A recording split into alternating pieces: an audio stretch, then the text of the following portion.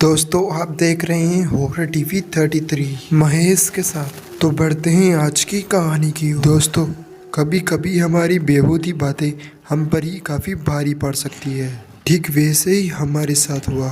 दोस्तों आज जो मैं आपको कहानी सुनाने जा रहा हूँ ये घटना है लगभग आज के 5 साल पहले की, और ये एक सच्ची खौफनाक कहानी है जिससे हमें एक खौफनाक मंजर का सामना करवाया था। तो दोस्तों ऐसा हमारे साथ क्या हुआ था, पूरी कहानी को जानते हैं विस्तार से। दोस्तों मेरा नाम मनोज है और मैं पेशे से एक ट्रक ड्राइवर हूँ। उस दिन क्या था कि मैं रोजाना की तरह डिलीवरी करके वापस अपनी फैक्ट्री की तरफ जा रहा था और उस समय रात के लगभग 9 बज रहे थे। तभी अचानक मेरे सेठ का फ़ोन आने लगा। फिर मैंने जैसे अपने फ़ोन को उठाया तो तभी मेरे सेठ ने कहा, अरे मनोज तूने एक डिलीवरी तो बीच रास्ते में ही छोड़ दी। सेठ की बात सुनकर मैंने सेठ जी से कहा, सर वो क्या है ना कि मुझे जल्दीबाजी में कुछ पता ही नहीं चला, तो मैं एक काम करता हूँ वापस जाकर डिलीवरी को पूरा कर लेता हूँ। सेठ जी को ये कहकर मैं अपने घर पर जाने की बजाय वापस फैक्ट्री की तरफ जाने लगा। वैसे दोस्तों आपको तो पता ही होगा कि रात के जब 9 बज जाए तो अपने गांव में कितना सन्नाटा हो जाता होगा। ठीक वैसे ही मेरे साथ भी हुआ। जब मैं रास्ते से फैक्ट्री की तरफ जा रहा था तब पूरा गांव सन्नाटे से भरा हुआ था। तो क्या मुझे सेठ की बात को तो मानना था, तो मैं जल्दी से फैक्ट्री में जाकर गाड़ी में सामान भरवाने के लिए उसको खड़ा कर दिया और अपने साथ जाने के लिए एक खलासी को ढूंढने लगा। फिर मुझे वहाँ पर एक खलासी मिला जिसका नाम कौशल था।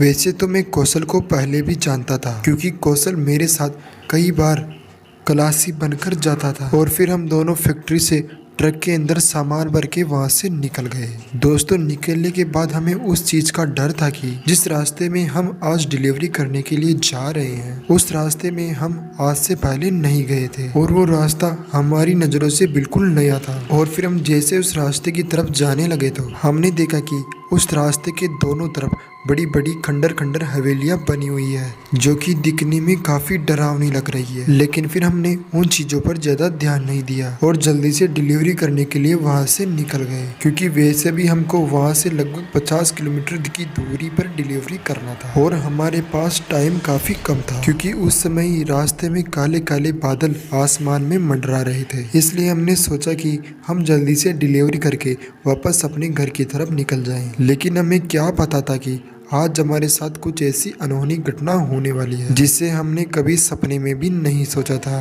फिर दोस्तों हम दोनों जैसे कुछ दूरी पर आए तो अचानक एक दुकान में मेरा एक दोस्त मुझे नजर आने लगा जिसका नाम था राजेश। दरअसल दोस्त हम जिस रास्ते से डिलीवरी करने के लिए जा रहे थे उस रास्ते के पहले मेरे दोस्त राजेश का गांव था। फिर राजेश को उसकी दुकान पर देख हमने अपने ट्रक को उसके पास ले जाकर रोक दिया। तभी राजेश ने कहा, अगर आप इस रास्ते में आगे डिलीवरी करने के लिए जाओगे तो आपको सावधानी बरतनी होगी। उसकी बात सुनकर मुझे कुछ समझ में नहीं आ रहा था और फिर मैंने उसकी बात पर ज्यादा ध्यान नहीं दिया और फिर उससे 5-10 मिनट बातें करके हम दोनों वापस वहां से निकल गए। राजेश के गांव से लगभग हमको बस अब 17 किलोमीटर की दूरी भी तय करना था। और फिर हम जैसे राजेश की दुकान से निकले तो हमने देखा कि 4 आदमी रोड के बीचों बीच बैठकर तप रहे हैं। दोस्तों मैं आपको बताना तो भूल ही गया कि उन दिनों सर्दियों के दिन चल रहे थे और रात के समय सर्दी पड़ना तो एक आम बात थी। उन्हें देखकर मैंने भी सोचा कि मैं भी कुछ समय के लिए अपने ट्रक को यहीं पर रोककर अपने शरीर को गर्म कर लेता हूँ। लेकिन फिर मैंने सोचा नहीं, अगर हम यहाँ पर तपने के लिए रुकेंगे तो वापस आते समय हमें काफी रात हो जाएगी। यह सोचकर मैं अपने ट्रक को स्पीड से उन आदमियों के पास से निकाल लिया और फिर जैसे कुछ दूर आगे आया तो मैंने देखा कि रोड के पास एक महिला खड़ी हुई है। उस महिला को इतनी रात को रोड पर खड़ा देखकर मैंने अपने ट्रक की वहीं पर ब्रेक लगा दिए। अपने ट्रक को उस महिला के पास रोककर उस महिला से बोला, अरे आपको जाना कहाँ है? मेरी बात सुनकर उस महिला ने कुछ भी जवाब नहीं दिया। ये देखकर मैंने सोचा कि मुझे इस महिला से क्या काम है, भला मैं तो जल्दी से डिलीवरी करने के लिए यहाँ से निकलता हूँ। लेकिन फिर मैं जैसे उस महिला के पास से जाने लगा और फिर मेरे साइड के मिरर में देखा तो उसे देखकर तो मेरे रोंगटे ही खड़े हो गए। दरअसल मैंने देखा कि उस महिला के पास एक पेड़ पर एक आदमी उल्टा लटका हुआ है। उसे उल्टा लटका देखकर तो मैं तो काफी ज्यादा डर गया। लेकिन दोस्तों मुझे क्या पता था कि उस रोड पर खिड़की से बाहर देखना भी एक गुनाह है। लेकिन अब क्या, अब जो होने वाला था वो तो हो गया और फिर मैं उस पर ज्यादा ध्यान न देते हुए वहां से निकल गया। और जैसे कुछ दूर आगे आया तो मैंने देखा कि रोड के ऊपर एक आदमी की मुंडी पड़ी हुई है और उसका शरीर उसके धड़ से अलग हो रखा है। ये सब कुछ देखकर तो मेरे तो पसीने ही छूट गए। उसे देखकर ऐसा लग रहा था कि अभी अभी किसी ट्रक वाले ने इसको कुचल दिया है। और फिर हमने उस पर ज़्यादा ध्यान न देते हुए हम दोनों वहाँ से निकल गए। और फिर कुछ दूर आगे आने के बाद मैंने अपने गिलासी कौशल से कहा तो उसने तो मना कर दिया कि मुझे तो कोई ऐसी चीज़ नहीं दिखी। उसके बाद सुनकर मेरे तो रोंगटे खड़े हो गए। भला ऐसी चीज़ें मुझे ही क्यों दिखाई दी थी। लेकिन तभी अचानक मुझे किसी गाने की आवाज़ आने लगी। लेकिन फिर मैं जैसे अपने आसपास देखा तो मैंने देखा कि मेरे फ़ोन की रिंग बज रही है। फिर मैं अपने जेब के अंदर से अपने फ़ोन को निकाल कर देखा तो फ़ोन के अंदर मेरे सेठ जी का फ़ोन आ रहा था। उसे देखकर मैंने जैसे अपने फ़ोन को उठाया तो सेठ जी ने कहा, अरे मनोज, अभी तक तुम डिलीवरी नहीं करे हो, मुझे आगे से रिपोर्ट मिली है। सेठ की बात सुनकर मैंने सेठ जी से कहा, सेठ जी वो क्या था ना, रास्ते में गाड़ी का टायर पंचर हो गया था, इसलिए उसे बदलने में टाइम लग गया था। मेरी ये बात सुनकर सेठ जी ने कहा, कोई बात नहीं, तुम जल्दी जाओ और डिलीवरी करके वापस आओ। यह कहकर सेठ जी ने अपने फ़ोन को काट दिया। और फिर हम जैसे कुछ समय बाद डिलीवरी वाली दुकान पर पहुंचे तो हमने अपने ट्रक को दुकान के आगे लगा दिया और फिर हम दोनों दुकानदार के पास बैठकर चाय पीने लगे। तभी दुकानदार ने कहा, जाते समय थोड़ा ध्यान से जाना, क्योंकि जिस रास्ते से तुम जाओगे उस रास्ते में सावधानी बरतनी जरूरी है। उस दुकानदार की बात सुनकर मुझे समझ में आ गया था कि यह सही कह रहा है, क्योंकि मुझे रास्ते में पहले भी कई ऐसे मंजर देखने के लिए मिले हैं। और फिर मैंने उस दुकानदार को रास्ते में मुझे जो दिखे उसे बताया। मेरी ये बात सुनकर उस दुकानदार ने कहा कि वो हमें पहले ऐसी चीज़ें की चेतावनी देती है, तो हमें जाते समय थोड़ी सावधानी बरतनी होगी। उस दुकानदार की बात सुनकर मैं तो पहले से ही डरा हुआ था, लेकिन उसकी बात सुनकर तो मुझे काफ़ी ज़्यादा डर लगने लगा। और फिर हम दोनों चाय पीकर तुरंत वहाँ से निकल गए। फिर जाते समय मैंने कौशल से कहा, अरे कौशल, जरा तुम कुछ समय के लिए ड्राइविंग कर लो, क्योंकि मेरी तबीयत थोड़ी ख़राब हो रही है। मेरी ये बात सुनकर कौशल ड्राइविंग सीट पर आकर बैठ गया और मैं उस क्लास की सीट पर आकर बैठ गया। और फिर हम दोनों बैठने के बाद धीरे धीरे वहाँ से रवाना होने लगे।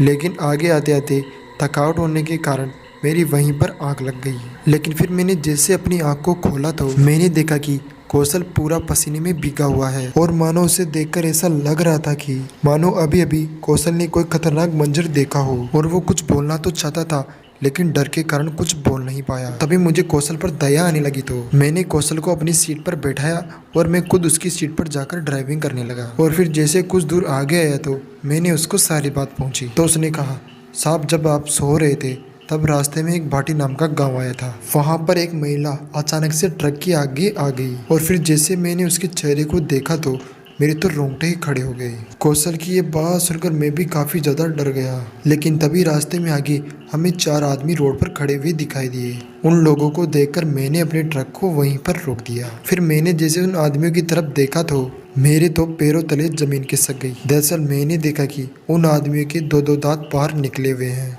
जो कि काफ़ी बड़े बड़े हैं। लेकिन तभी अचानक उनमें से 2 आदमी हमारी तरफ आने लगते हैं। उन्हें हमारी तरफ आता देखकर हम दोनों चुपचाप ट्रक के अंदर ही बैठे रहते हैं। लेकिन तभी अचानक क्या हुआ, हम दोनों वहीं पर बेहोश हो गए।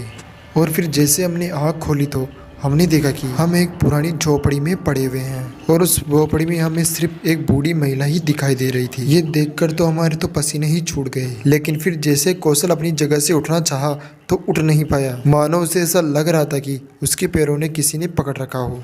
तभी अचानक वो बूढ़ी महिला अचानक से गायब हो गई। और फिर मैं भी जैसे वहाँ से खड़ा होने लगा तो मुझे भी ऐसा लग रहा था कि मानो किसी ने मेरे पैरों को पकड़ रखा हो। लेकिन तभी अचानक मेरी नज़र कौशल के पैरों पर गई तो उसे देखकर मेरे तो होश ही उड़ गए, क्योंकि मैंने देखा कि अब कौशल के पैरों से खून ही खून बह रहा है। ये देखकर मैं भी जैसे अपने पैरों की तरफ देखा तो अचानक मेरे पैरों से भी खून निकलने लगा। लेकिन तभी अचानक से कौशल के पैर हवा में उड़ने लगे।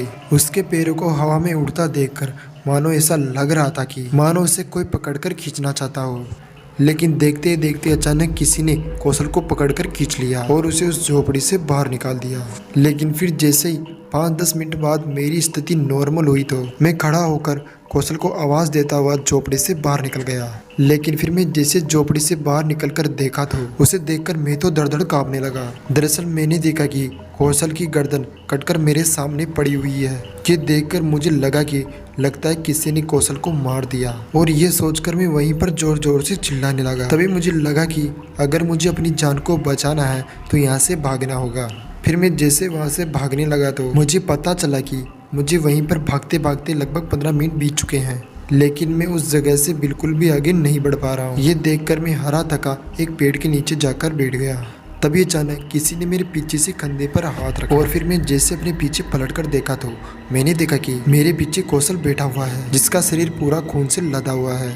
तो मैं बताऊं, जिस रास्ते से यहाँ से भाग जाओ वरना तुम भी मेरे जैसे यहीं पर मर जाओगे। दरअसल उसने बताया कि मुझे उस बूढ़ी अम्मा ने यहाँ से निकलने का कोई सीक्रेट रास्ता बताया था। कौशल के बताए अनुसार मैं जल्दी से उसके बताए हुए रास्ते पर चला गया और कुछ दूर आगे आने के बाद मैं अपने ट्रक के पास आ गया और जल्दी से ट्रक के अंदर बैठकर वहां से फैक्ट्री की तरफ निकल गया। फैक्ट्री में पहुंचने के बाद मैंने सारी बात फैक्ट्री के मालिक को बताई और फिर मालिक ने कौशल के बारे में पुलिस में भी रिपोर्ट दर्ज करवाई। लेकिन फिर जैसे पुलिस ने पता लगाया तो उन्हें वहां पर कुछ भी नहीं मिला, ना कि कोई बूढ़ी औरत और ना ही कोई झोपड़ी। तो दोस्तों आज की वीडियो में बस इतना ही। अगर ये वीडियो आपको अच्छी लगी हो तो वीडियो को लाइक और चैनल को सब्सक्राइब कर देना। और हाँ, अगर आपके साथ भी कोई ऐसी घटना होती है तो आप मुझे कमेंट में बता देना, क्योंकि मैं आपकी कहानी को स्टोरी में बदलकर यूट्यूब पर अपलोड करूँगा।